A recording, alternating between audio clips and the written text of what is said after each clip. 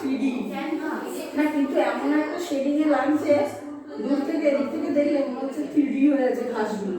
মাখিয়ে রাখার মতো দেখো, মাখিয়েছে সুন্দর করে। না, আমাদের তো বানাতে বলেছিল।